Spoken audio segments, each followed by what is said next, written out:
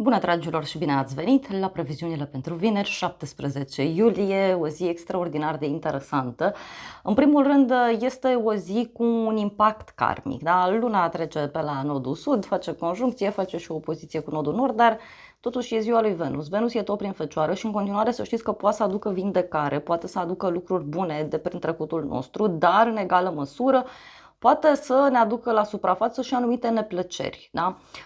E o zi în care, uite, suntem invitați să fim puțin mai toleranți, da? Cu noi, cu ceilalți, să lăsăm perfecționismul deoparte și să fim deschiși în fața unei noi rutine, unui nou mod de a lucra, unui nou mod de a trăi. Uite, este o zi de vineri care poate să vină și cu un mic mare stres așa de prin trecut, care bate la ușă, dar în egală măsură poate să vină și cu rezolvări din trecut.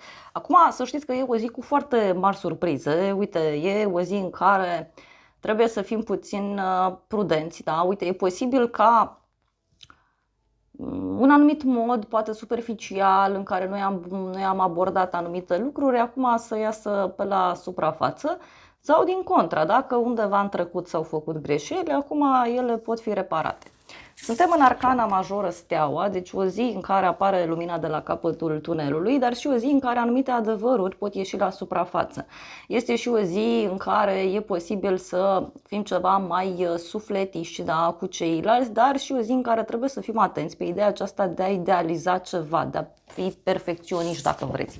Iar energia generală e faetonul, e o zi în care lucrurile se pun în mișcare, e o zi cu succes, o zi cu anunțuri importante în viața noastră și, de asemenea, poate să fie și o zi în care găsim acel element care ne ajută să ne păstrăm echilibru dintre minte și inimă.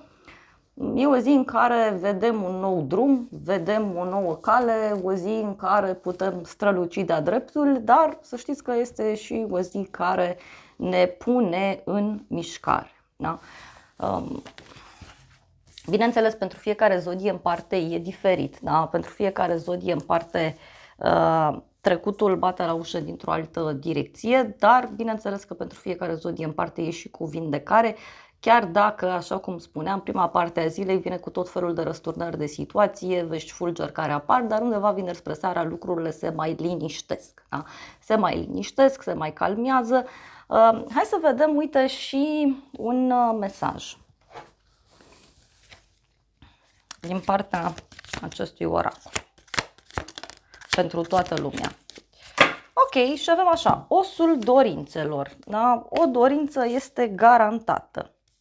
Da? Poate e ceva legat și de bani sau de stabilitate, iar apoi avem mărul. O tentație te va testa. Deci e o zi și cu tentații, să știți. Iar la bază avem hamacul. Ați lua o vacanță fizică sau mentală. Și uite, am mai sărit o carte și n-am văzut-o.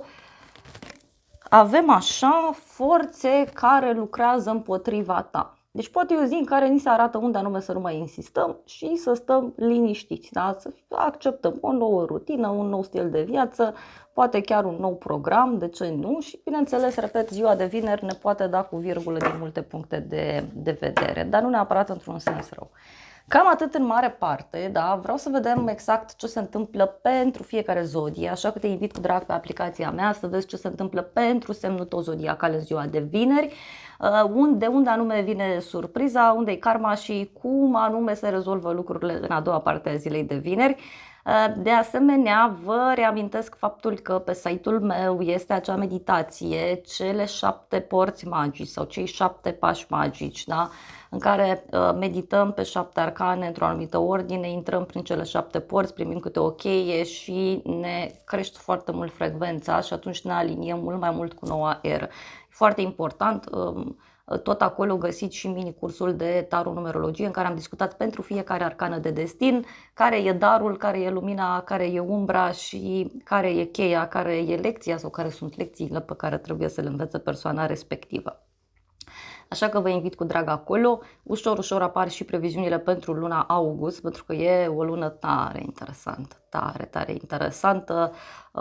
Așa că vă aștept cu drag pe aplicație. Nu uitați să o instalați, să o actualizați. Și acestea fiind spuse, vă doresc o zi de vineri cât mai frumoasă și ne vedem pe aplicație.